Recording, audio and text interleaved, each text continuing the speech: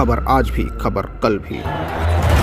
Crime, राजनीतिक, धर्म, sport, सब पे है नजर। सूचना आपकी, विश्लेषण हमारा। खबरों का सही विश्लेषण खबरीलाल के साथ। यानी खाना पूर्ति केवल किया गया और तकरीबन इसमें 24 लाख लगा करके निर्माण कराए जाने का दावा किया जाता है। 24 लाख के करीबन इस प्रोजेक्ट पर खर्च करके निर्माण कराया गया। जो टैक्स पेयर के पैसे को खर्च किया गया उससे स्थानीय लोगों को लाभ नहीं मिल रहा है या फिर वो लेना नहीं चाह रहे हैं। तो इसका मतलब ये हुआ।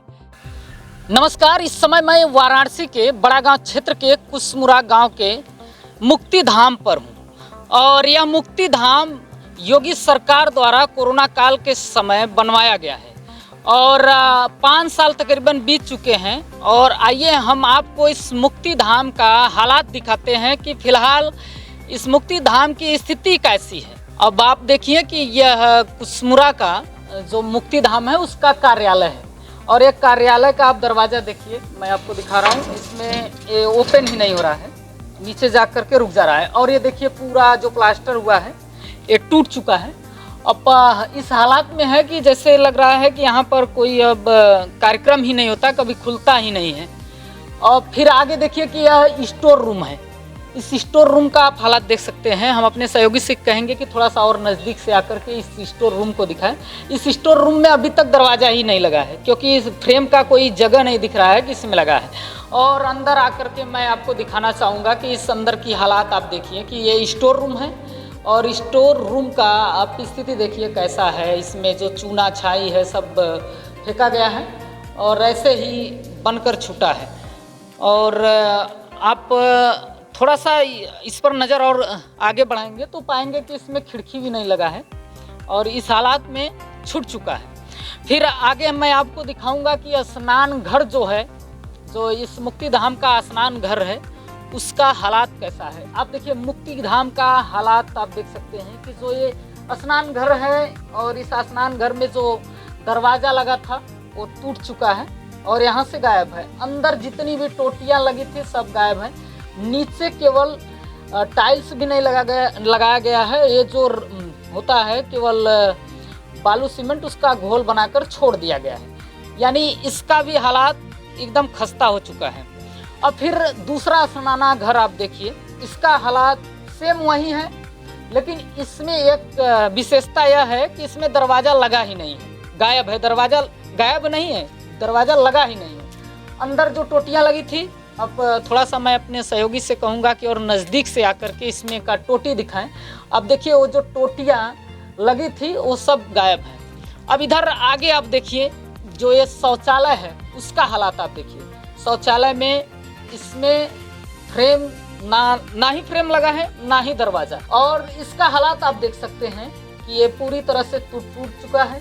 जो कबोर्ड है वो टूटा है, यानी इसमें टाइल्स भी नहीं लगा। और फिर दूसरा जो शौचालय इसमें दरवाज़ा लगा था लेकिन ये दरवाज़ा गायब है और जो कबोर्ड है वो टूटी हुई है। फिर जो नल है वो सब गायब है, सब टूटा फूटा है।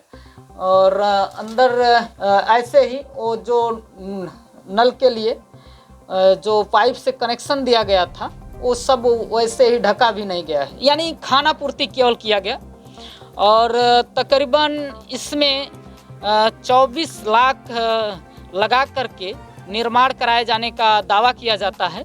लेकिन इस 24 लाख का क्या जो इस गांव के या फिर इस क्षेत्र के जो लोग हैं उन्हें लाभ मिल पा रहा है, अब ये बड़ा सवाल है। अब हम आपको आगे लेकर चलते हैं कि जो इस अंत्येष्टि स्थल के अंदर का जो हालात है आप देखिए। पूरी तरीके से आप घास फूस पाएंगे, कभी सफाई नहीं है हुआ है और शायद समीक्षा करने के लिए कोई अधिकारी, कोई कर्मचारी शायद मौके पर कभी आते नहीं होंगे। अगर आते हैं तो ज़रूर ही कुछ इसमें जो टूट फूट है वह दुरुस्त किया गया होता और साफ सफाई होता। और उसके साथ साथ स्थानीय जो ग्राम प्रधान है शायद वो भी इसे अब ये नहीं चाह रहे हैं कि इसे दुरुस्त किया जाए या फिर रखा जाए। इसके साथ साथ जो टूटा फूटा गया है, तोड़ा फोड़ा गया है या किसी व्यक्ति के ही द्वारा तोड़ा फोड़ा गया होगा, तो एक सवाल ये भी होना चाहिए कि जो भी संपत्ति है अगर सरकारी है तो कहीं ना कहीं हमारी है, कहीं ना कहीं हमारे पैसे से लग करके ये संपत्ति बनी है, तो इसकी संरक्षण और इसकी सुरक्षा की भी जिम्मेदारी अपनी ही होनी चाहिए। तो फिलहाल हम आगे अब आपको दिखाएंगे कि ये जो इस मुक्तिधाम का अंत्येष्टि स्थल है, एक और दो दूसरा वहाँ पर है। इस मुक्तिधाम का स्थल भी पूरी तरीके से टूट चुका है और यहाँ पर आप कहीं भी राख नहीं पाएंगे, बल्कि यहाँ पर ईंटा पत्थर टुकड़ा और गंदगी है। तो इससे ये लग रहा है कि जो ये इस अंत्येष्टि स्थल पे फिलहाल इधर 2-4-6 महीने 8 महीने का कोई शव का दाह संस्कार नहीं किया गया है।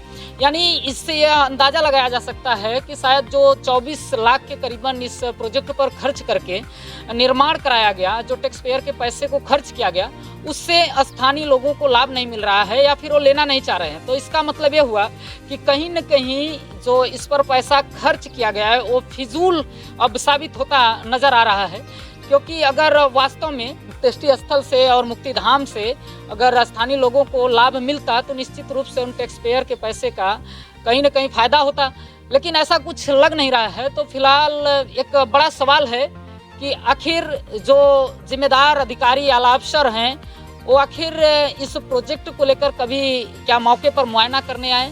क्या उनका ये जिम्मेदारी नहीं है, क्या दायित्व तो नहीं है कि इसका कहीं न कहीं एक बार मॉनिटरिंग किया जाए, कहीं न कहीं इसका निरीक्षण किया जाए कि किस हालात में है, यहाँ पर शव का दाह संस्कार हो रहा है या नहीं हो रहा है, इसकी समीक्षा शायद कभी नहीं किया जा रहा है। अगर किया जाता तो सब कुछ मौके पर दुरुस्त जरूर पाया जाता। फिलहाल वाराणसी से जयंती का रिपोर्ट।